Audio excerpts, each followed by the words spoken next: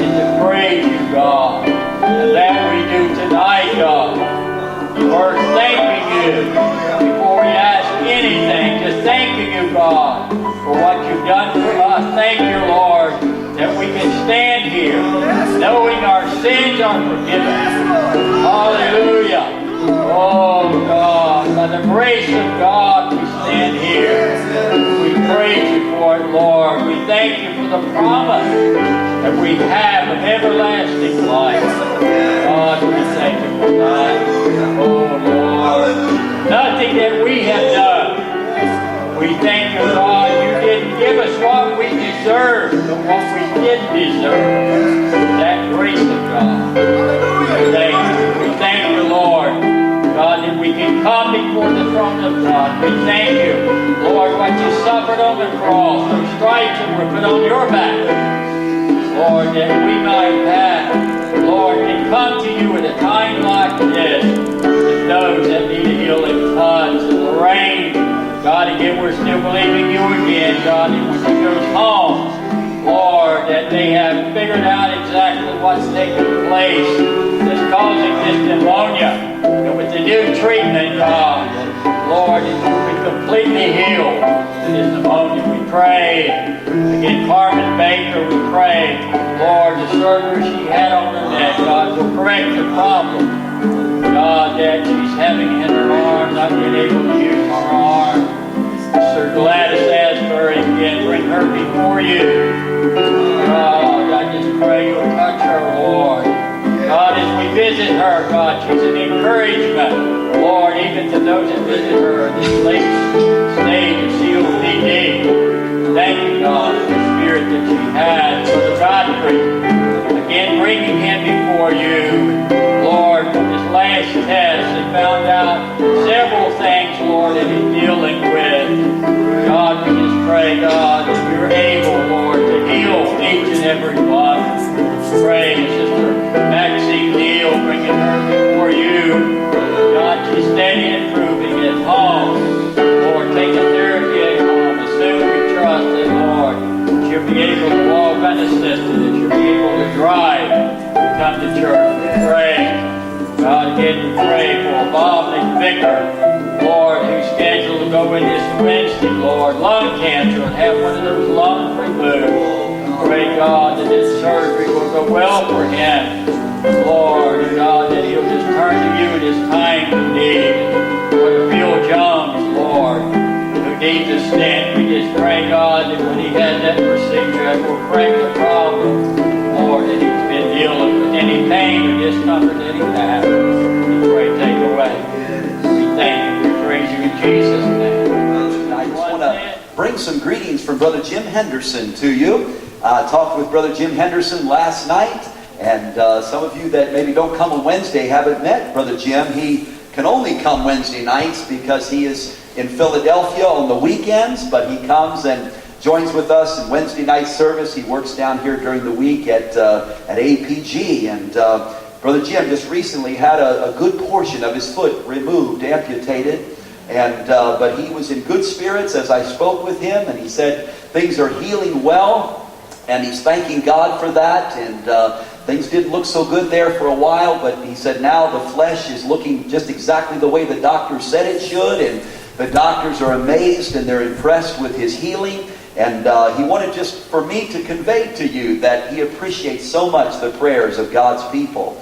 And the cards, many of you have sent greeting cards, get well cards to Brother Jim. So he wanted me to be sure to thank you for that and thank you for the prayers and calls and concerns. Some of you have called him, talked to him on the phone, and he said he appreciates that so much. He loves his church family here at Edgewood Assembly. So I just wanted to give you that word of greeting tonight from just our dear brother in the Lord. And it'll be good to have Jim back, won't it? Amen. We'll be so glad when he's back with us. And he's looking at maybe a couple of weeks from now being back with us. So we certainly hope that that will be soon. Amen. Praise God. Turn with me in your Bibles tonight, if you would, to Exodus chapter 33. Exodus chapter 33 tonight.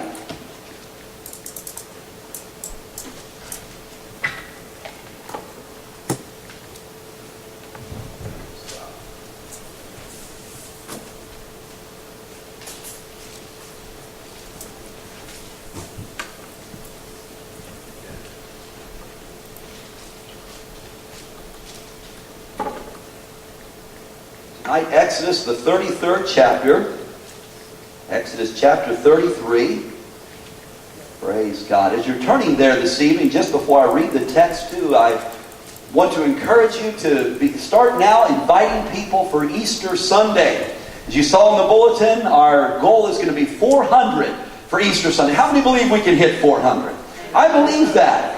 Okay, about 3 of you believe with me, okay? Come on now. How many believe we can hit 400?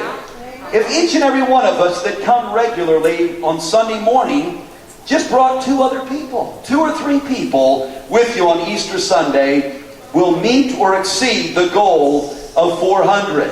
And I believe we can do that. I really do. And so I want to encourage you to invite people now. If you have to take them out to breakfast to get them here for Easter Sunday, take them out to breakfast. Do whatever it takes. And let's get our loved ones, let's get neighbors and friends who do not maybe serve the Lord, don't go to church anywhere, to come to the house of God on Easter Sunday. Some will come on Easter when they won't come any other time. So start inviting now, and let's believe God to give us just a packed house on Easter Sunday, where the message of the resurrection will go forth, the message of salvation.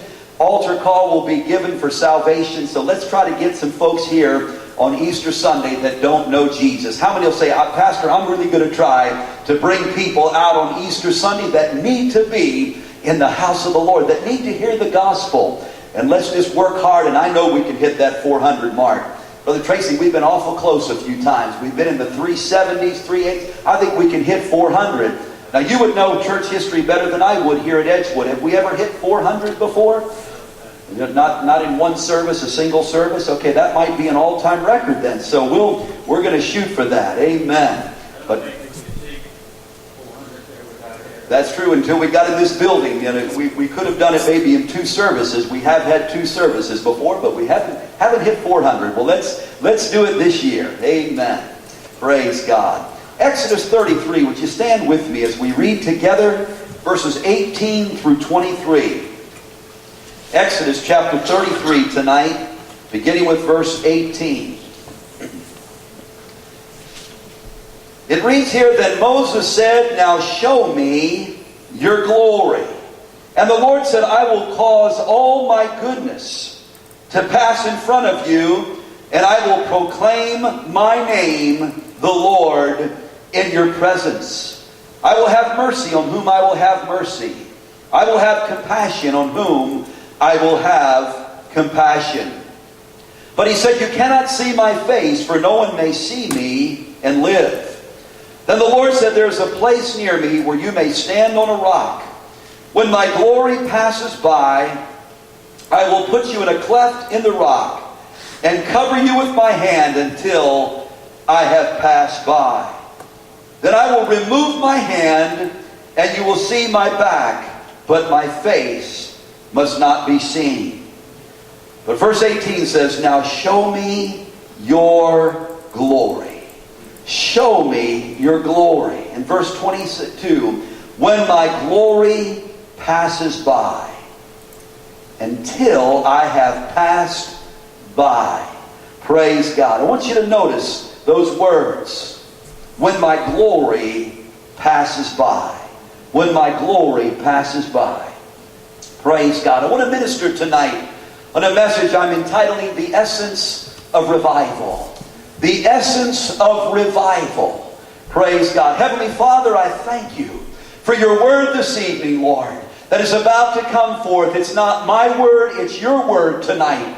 And I pray that each one would receive it as such. Not just their pastor speaking words, but a holy God speaking through the pastor to their hearts, to their lives tonight, God. Give us ears tonight to hear what the Spirit would say to this church tonight, this body of believers at this moment in time. Lord, I believe this is a timely word for your people here this evening. And Lord, I thank you for it. Lord, I thank you for your word. I thank you for the messages, Lord, what you want to speak into our lives very individually and very personally. And let us, Lord, open our hearts to receive that tonight, to change us. Lord, we don't want to leave this place the way we came. But Lord, when we leave this place, we want to be changed by your power, changed by your glory, changed by the presence of the Almighty in His house. And Lord, we thank You for it in Jesus' name. And everyone said tonight, Amen. Amen. You may be seated this evening. Praise God. Amen. We're not big in number here tonight, but how many knows where two or more are gathered in His name, He will be there in the midst of them. Amen. Praise God. I'm competing tonight with bad weather. I'm competing tonight also with a Pinewood Derby. That's hard to compete with, isn't it? The boys are racing their cars, but I'm glad that they are. I think that's great. We'll have some... They don't do it till next Sunday. Oh, it's next Sunday night. Okay. So, okay. Well, I can't even blame the small crowd on the Pinewood Derby. I've got my excuse for next Sunday night. All right. Amen. The essence of revival. The essence of revival. Read a story recently. It was quite interesting. A magazine article by a citizen of the city of Chattanooga, Tennessee. An ordinary citizen in Chattanooga, a Christian man there, who wrote about an experience that he had a number of years ago. He finally just felt inspired to write about a presidential visit to his hometown a number of years ago, Chattanooga, Tennessee. It was a rarity there. No president in history had ever visited, as far as he knows, the city of Chattanooga, Tennessee. This was back in the mid-1980s. Ronald Reagan was in office. He was our president. And Ronald Reagan came to speak and to honor the high school graduates of that particular year at the Chattanooga High School. Now, this was such a gracious and unique act on the part of the White House, in that sitting presidents, if you know much about presidential history and the office of the presidency, sitting presidents just don't go to high school graduations. That's extremely rare for a president who is in the White House to come visit and make a speech at a local high school graduation.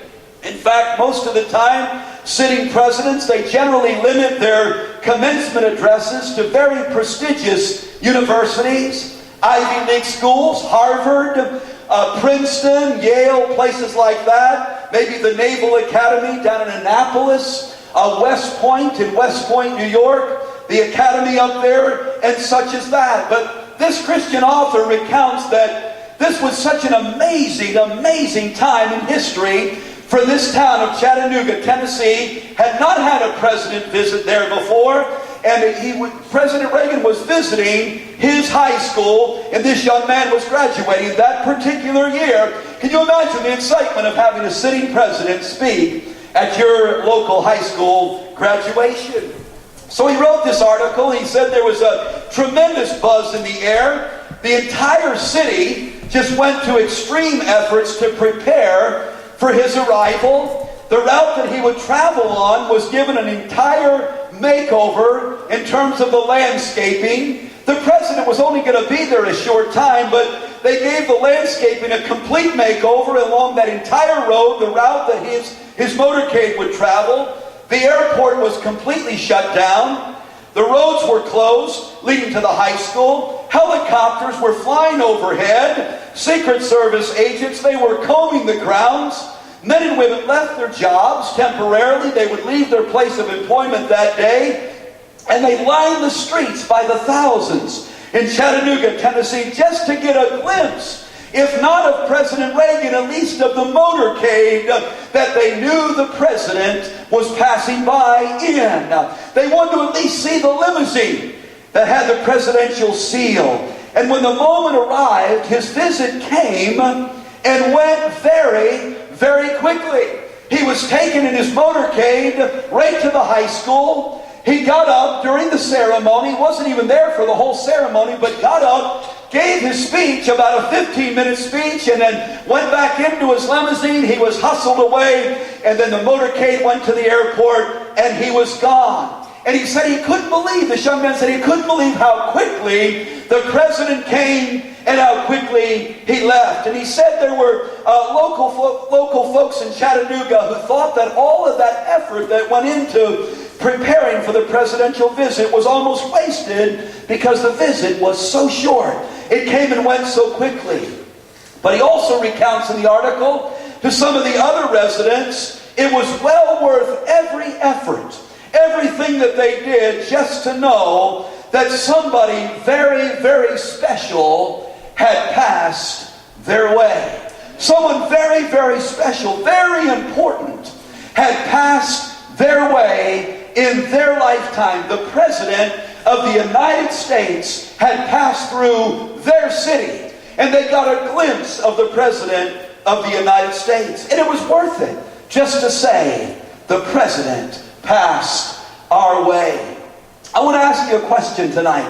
Have you ever wondered, have you ever thought about and pondered what the real secret to revival is? Have you ever thought about that? What is the secret to revival? Charles Finney, one of church history's most successful evangelists, one of the great revivalists in all of history, he thought he had revival down to a formula, and he would preach wherever he went. This, and this will bring revival. Sometimes it did, sometimes it didn't, but he thought he had it down to a formula. Others have concluded revival can be forced into being. You can force revival with the right prayer, the right program, the right approach, bringing the right personality to the right pulpit, in the right city, and all of these things. This is what brings revival.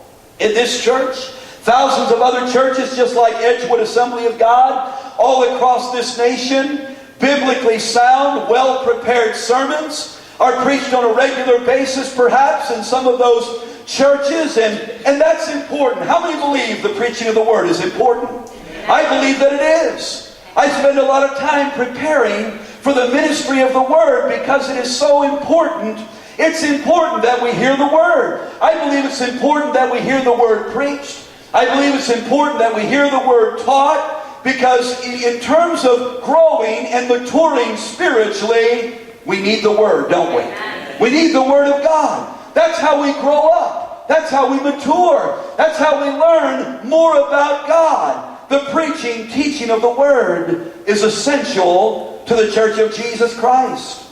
But there's good preaching all across the nation.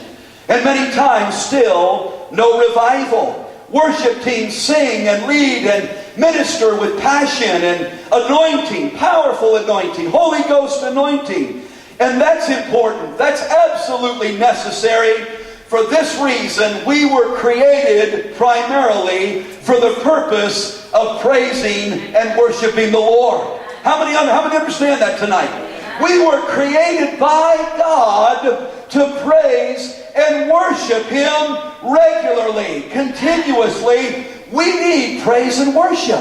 We need worship leaders, worship team members. We need preachers. We need teachers. We need all of those things.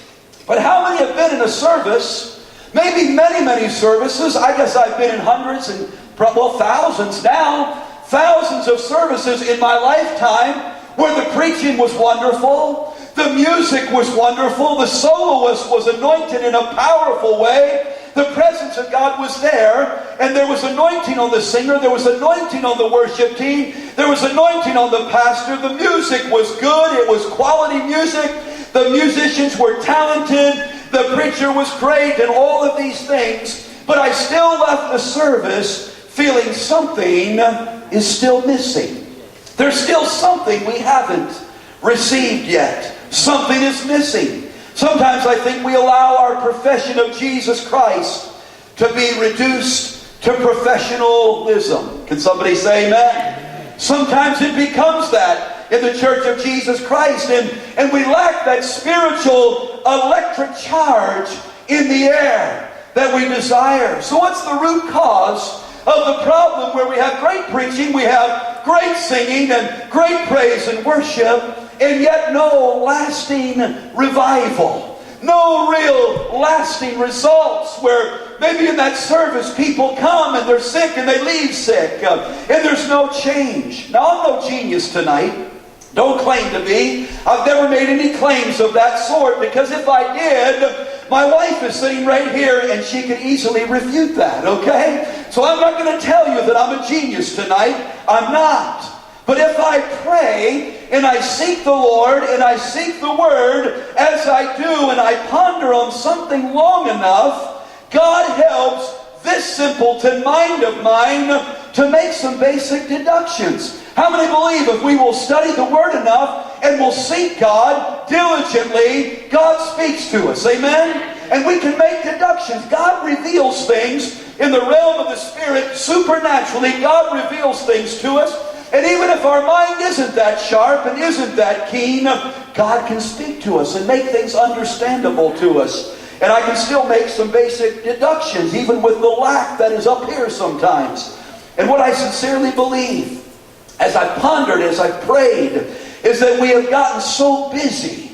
And in the church we have gotten so distracted, even as Christians, by temporal, material things.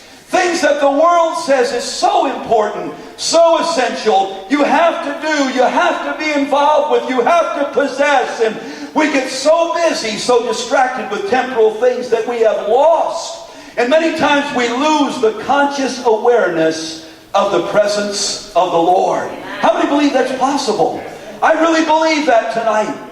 As Pentecostal, Spirit-filled people, we can still lose the conscious awareness of the presence of Almighty God. And we've sung all about that tonight. The presence of the Lord, bringing glory and honor to His name and His presence, how important that is. And I think the very essence of revival can be summed up in the words found so often in Scripture. It's found in our text tonight, but it's found so many other places as well. I could take you to numerous places in the Word tonight, and you would find wording like we read just a few moments ago, or similar wording. I think revival, the essence, the heart and soul of revival, comes down to words like this: and the Lord passed by.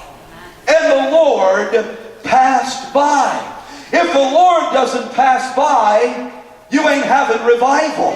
Amen? If the Lord doesn't pass by, there's no revival. The preaching might be great, the singing might be great, but the Lord, what really matters is that the Lord Himself, in all of His glory and power, passes by.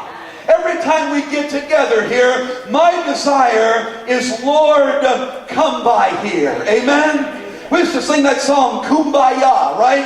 Everybody talks about Kumbaya moments. And basically what Kumbaya means is, Lord, pass by here. Doesn't it? Isn't that the truth? Pass by here. Lord, come and pass by.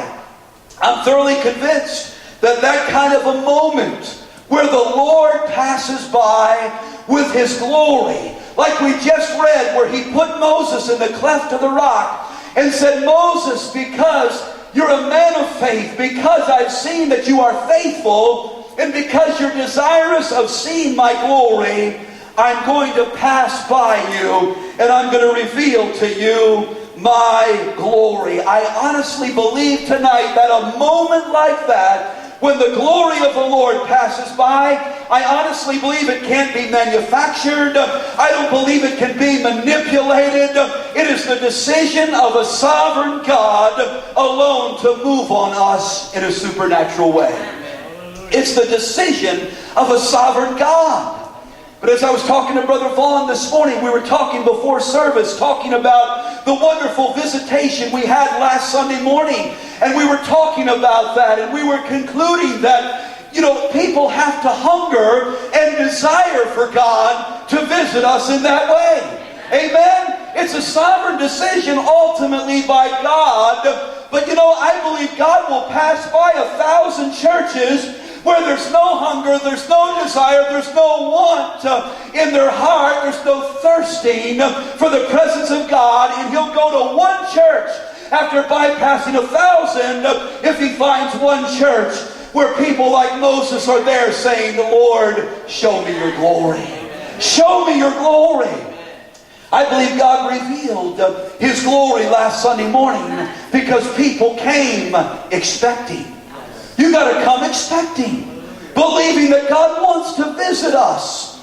But you can't manipulate it. You can't work it up. It's a sovereign decision of a sovereign supernatural God to move in a supernatural way. One of the problems we face is that so few are asking the question today, why the Lord not asking the question. So few are asking the question why the Lord is not sending sweeping revival to this nation and generation. We ought to be asking that question. So many more people ought to be asking that question tonight. Why is God not sending sweeping revival to this generation? I believe substitutes have made us content with who we are and where we are. And to the extent we have grown satisfied with business as usual. I think too many churches have grown satisfied with business as usual. God, I just want to come. I want to put in my 90 minutes. And I want to go home so I can check it off. I've been to church this week. And so many times we get content with substitutes for revival.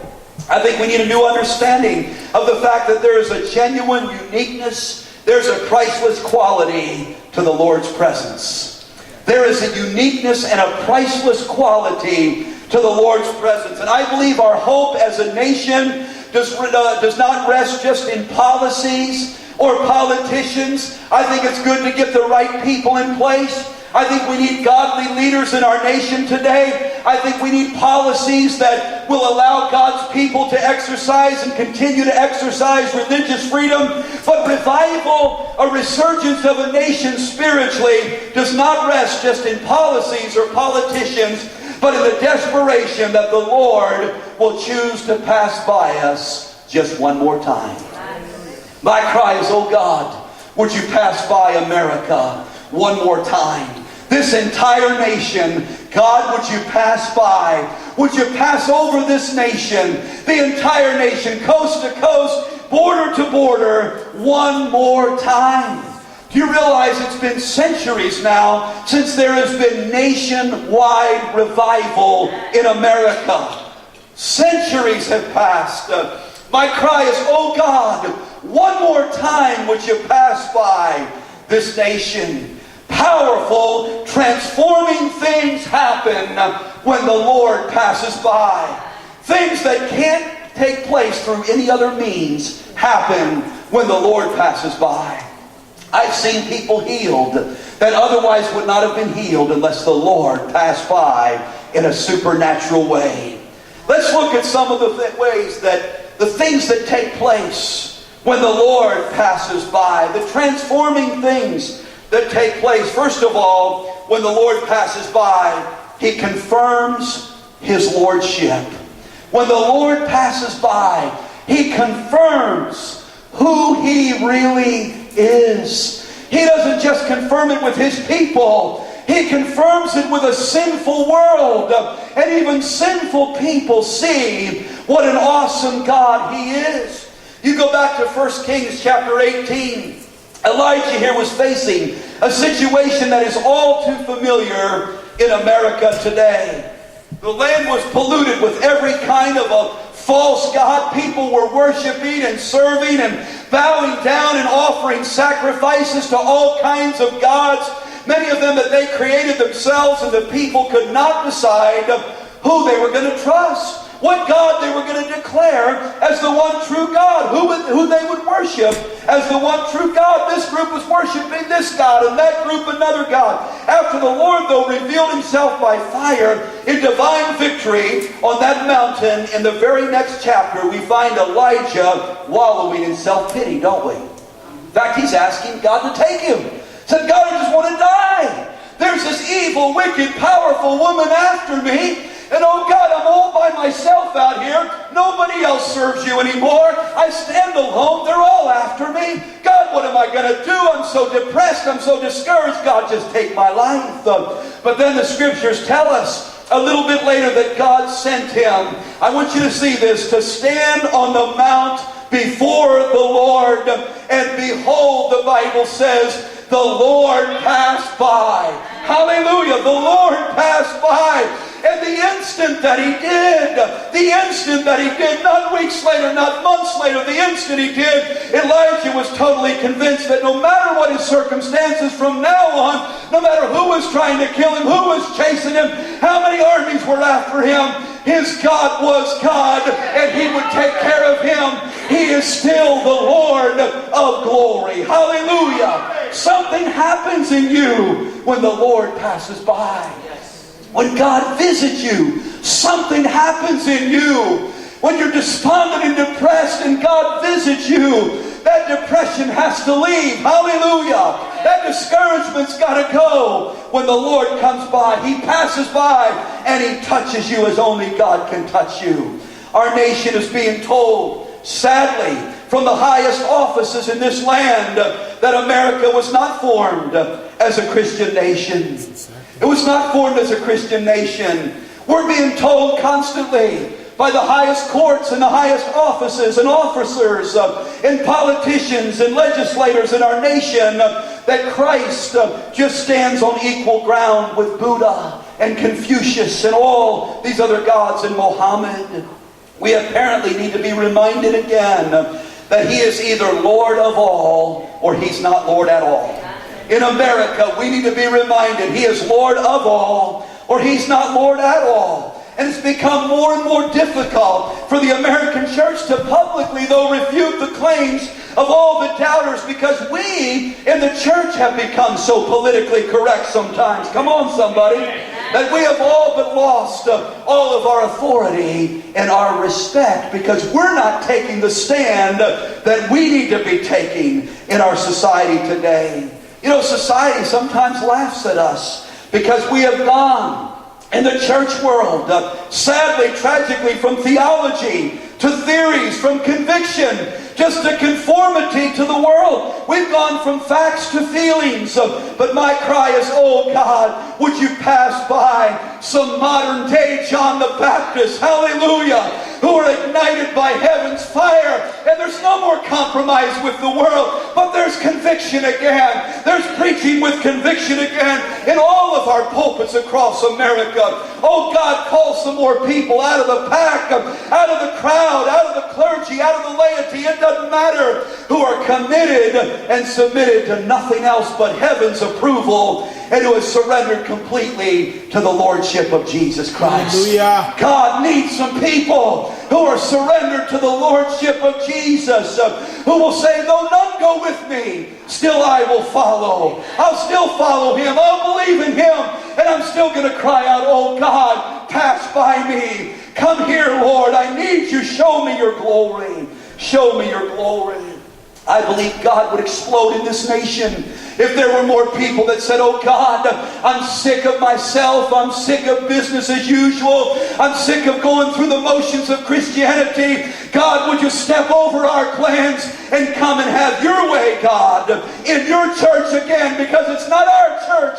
It's your church, Jesus. Come and have your way and your will, and we will acquiesce always to your Lordship. When Jesus passes by, it establishes again who really is the head of the church, who is Lord, the Lordship of Jesus. We need His presence, and His presence alone so desperately to consume us. The presence of the Lord. Not only will He confirm His Lordship by producing radical, sold-out disciples, but He'll challenge our loyalties.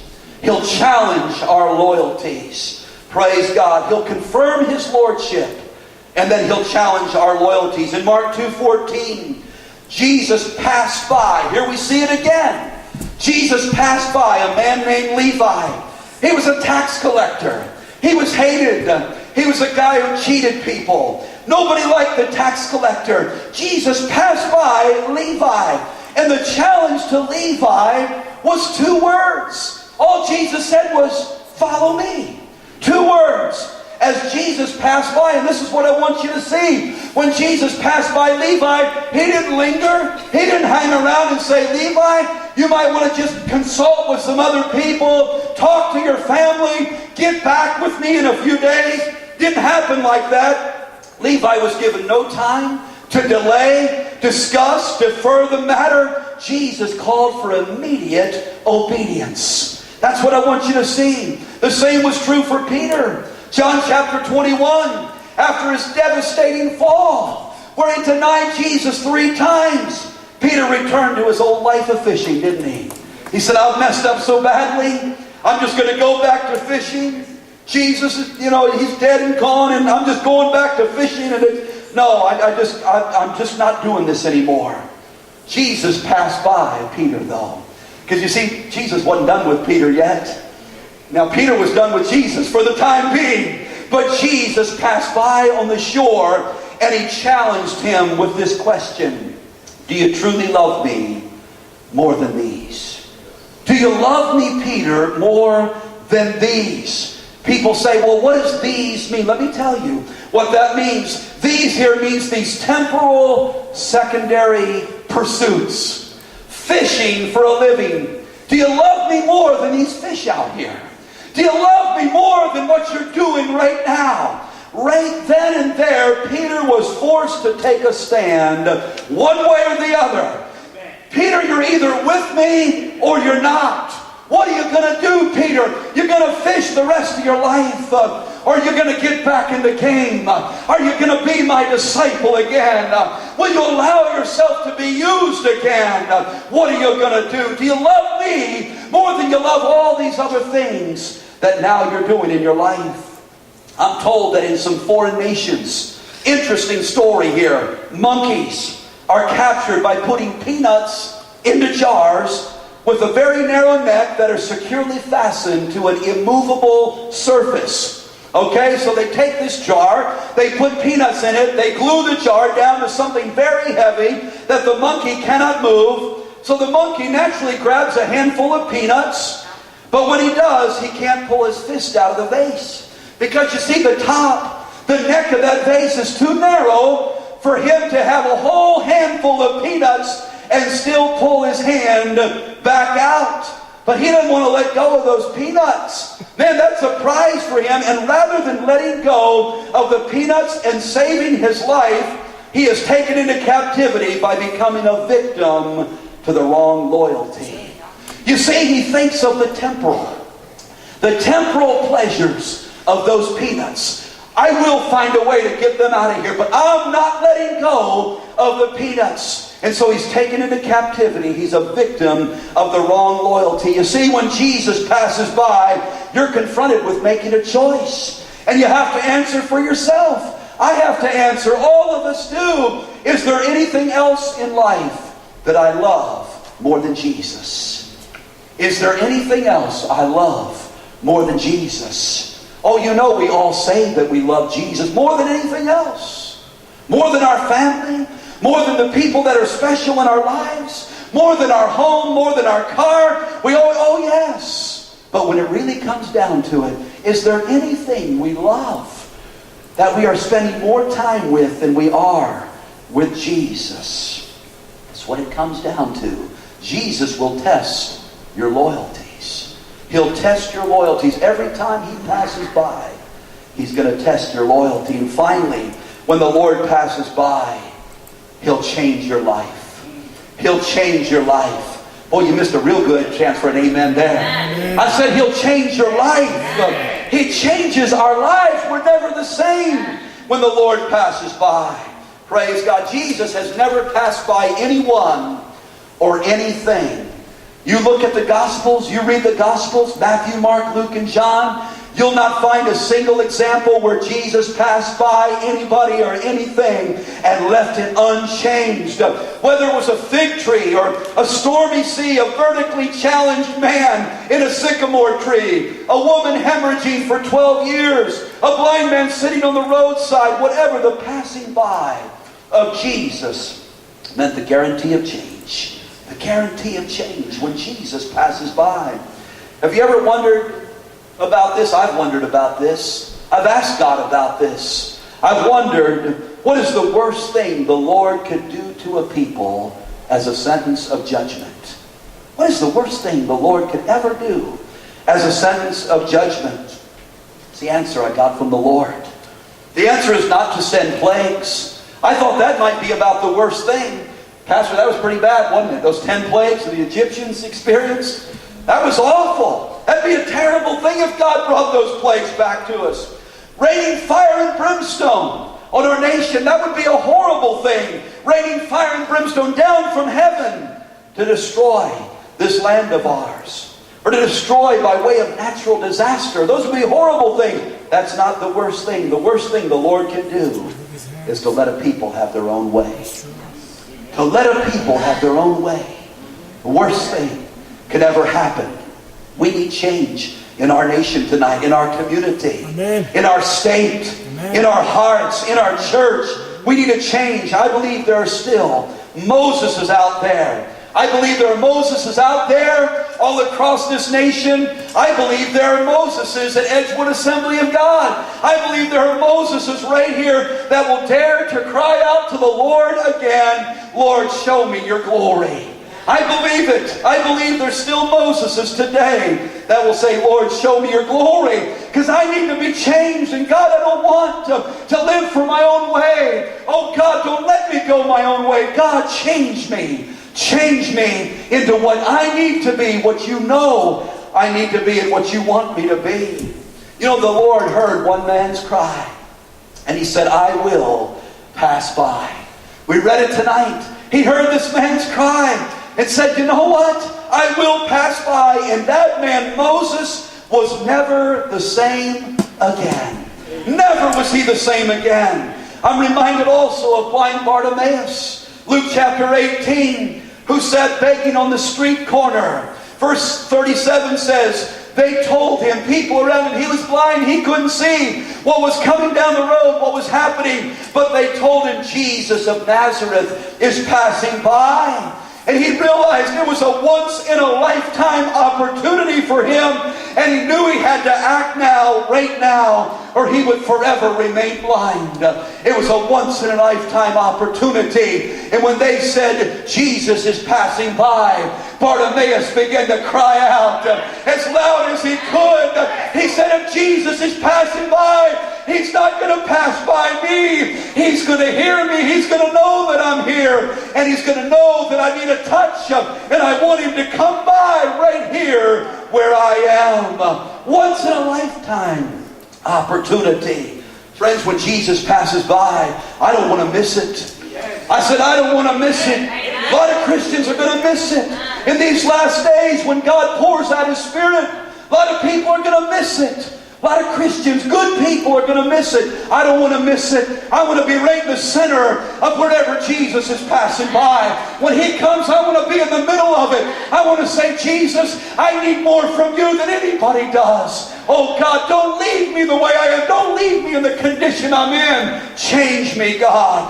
Change me. I want you to change me where I'm never the same ever again as long as I live. You know, some have sadly made it clear that they just don't believe genuine heaven-sent revival can come to this generation. They just don't believe it. Others have wondered aloud, has the window of opportunity already closed?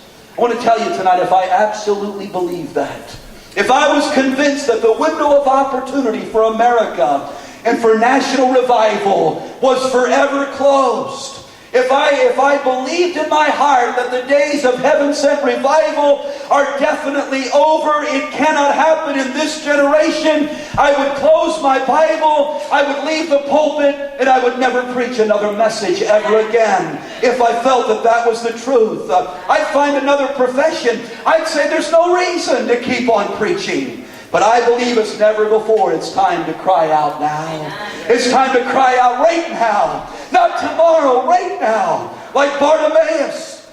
I believe we need to be like Bartimaeus was. Man, he refused to shut up. He refused to back up or let up. And he said, I'm going to do whatever's necessary to prepare for the passing by of Jesus Christ. So the whole world, we need to say, God, whatever it takes. Whatever it takes, I'm not letting up. I'm not backing up, God. I'm preparing for you to pass by so the whole world will see who you are, Jesus, in our lives. The whole world will be able to see in our lives, Jesus, who you really, really are. This world needs to see the glory of God. This city needs to see the glory of God. Your children need to see the glory of God. Your grandchildren have got to see the glory of God, or they'll stay the way they are. They'll remain unchanged and unmoved. They need to see and encounter a supernatural God doing supernatural things. But it begins with the cry of God's people saying, Oh God, pass me not, O gentle Savior. Hear my humble cry. While on others thou art calling, do not pass me by. Do not pass me by, oh God. Oh Lord, here I am. Oh, I'm needing you, Lord. I need you to touch me. I need you to show me your glory. God, I'm a modern day Moses. God, show me your glory. I'm passionate about seeing your glory. God, don't pass me by. God, don't pass Edgewood Assembly of God by. We need your glory in these last days as never before. Heavenly Father, I thank you for your word this evening. I thank you, God, that even though we're small in number, God, you've started national revivals with a few people who will catch a vision of seeing your glory, who will understand the importance and the desperate need of encountering the glory of a supernatural God. And oh God, tonight I pray that, Lord, this body of believers, God, small though we may be tonight, will say, oh God, I've seen glimpses of the glory. Oh God, I've seen you move. I've felt you move in my life. But oh God, I want you to move in my life, and I want you to pass by, and I want you to touch me in my latter days. And Lord, right now in my life, like you've never touched me before. God, I want you to change me, God, more than I've ever been changed before. And God, I want you to do things in my life that I never thought possible. God, I want you to do things through me that, oh God, I never dreamed about in my life, because, oh God, this nation needs to see a supernatural God in my life. My neighbors need to see a supernatural God, oh, burning in my heart and burning in my life. And oh friend, today, if you're here tonight, and that's the way you feel, and you're tired of business as usual, you're tired of going through motions, you're tired of putting everything else in life ahead of seeking the face of God, saying, oh God, I'm willing to give up everything if that's what it takes. Oh God, to know you in the power of your resurrection and the fellowship of your suffering. Oh God, I'm willing to do whatever it takes. I want you tonight in this place, in just a few moments, we're going to come forward and we're going to seek Him tonight and say with Moses, show me your glory. Show me your glory. Lord, I've caught glimpses. I've seen flashes, but I know there's more. I know there's more of your glory. There's more, Lord, of your character, your nature. There's more of you, God, that I need to see. There's so much of you, God, that I haven't seen. And I know there's always more. There's always more. And I want us to come tonight with a hunger. I want us to come with a mentality. I'm going to hold on to the horns of the altar tonight. I'm going to dig in until I'm in a place where I say, oh God, whatever it takes. Lord, when you pass by, God, don't forget about me. Oh God, I'm hungrier. I'm thirstier than I've ever been before. Oh God, I need your glory. God, I need your touch. Oh, let's come with that desperation, that craving, that hunger, that thirst tonight. But just before we come, I wonder tonight, heads are bowed, eyes are closed right now, if there might be somebody in this auditorium tonight, and you're here without a personal relationship with Jesus Christ. You don't know Jesus as your personal Savior, your personal Lord. He's not your all in all. He's not your everything tonight. Would you raise your hand? Say, Pastor, I need Jesus. I need a personal encounter with a personal Savior, a personal Lord. Not just a God way off somewhere, but I need a personal relationship. I need a life-changing encounter with Jesus Christ, to where I know that I am His and He is mine. I belong to Him. He belongs to me. Is there anyone like that tonight? I know on Sunday night we're mostly Christians. I understand that tonight, but I don't want to presume anything tonight. I don't want to assume anything tonight, because I can't see inside hearts. Jesus can, the Holy Spirit can, I cannot. But oh, if inside your heart you know you're not right with Jesus, not walking with Him, living with Him, living for Him tonight, would you raise your hand right now? No one's looking around. Heads are bowed, eyes are closed. Is there anyone that will lift a hand and say, that's me? I need to know Jesus in a real way, in a personal way. I want my sins forgiven. I want to know that my name is written in the Lamb's Book of Life. I want to know that my ticket is punched for heaven. I'm on my way to heaven, and I know it. I don't hope so, I know so. Is there anyone? Oh, it needs to be a know-so thing with you. Don't just hope you're going to heaven. You can know you're going to heaven. Is there anyone here that would lift a hand and say, Pastor, I want to know. I want to be sure. Praise God. Hallelujah. I'm assuming tonight each and every one of you here are right with God. Only God knows, but I'm assuming that this evening. But tonight I want us right now to come in around this altar. You can stand, you can kneel, you can sit, whatever you desire to do. But I want us to come and say, oh God, we need a divine encounter with you, Lord. We need you to pass by here, God. Oh God, and change my heart, change my family, change this church, God, to where we're never the same again. We're never ever the same.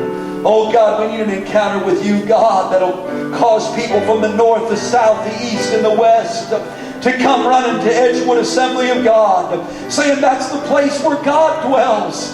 That's where the Spirit of the living God is. That's where God is doing miracles. That's where God is bringing signs and wonders. That's where a real God is with a real people. Hallelujah.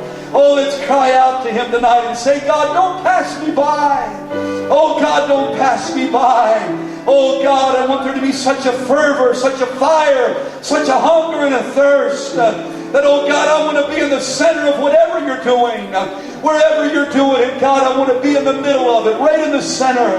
And, oh, God, would you do here what we need done, God, what only you can do. Oh God, we want things to happen that can't happen any other way but by a sovereign move of a supernatural God.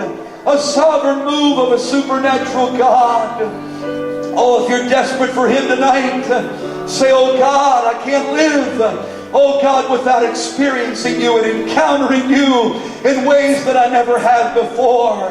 Cry out to Him tonight. Cry out to Him tonight. Say, oh God, don't pass me by. Don't pass us by. Oh God, do what only you can do, Lord. Do what my pastor can't do. Do what no one else can do. Do what an evangelist in himself cannot do. Do what a missionary cannot do. Do what only you can do, God, in this place, God, in my heart, in my mind, Lord, in my life, Lord. I want you to be glorified. I want your glory. I want your glory to be manifested. I want your glory to be revealed tonight. Hallelujah. Let's take some time to seek His face tonight with earnestness. With earnestness tonight. With fervency. Saying, oh God, God, I desperately need you. I desperately need you, God. I don't want to go through the motions anymore, God. Oh God, light a fire in me. Light a new fire in me, oh God. Oh God, I want to be a fire spreader. I want to be a glory spreader. Hallelujah. I want to be a reflector of your glory. God, let me encounter you, God, so that there's such a glow in my life that everyone that I meet says, oh, there's something about that person. They've been with Jesus. They've been with Jesus. Hallelujah. Oh,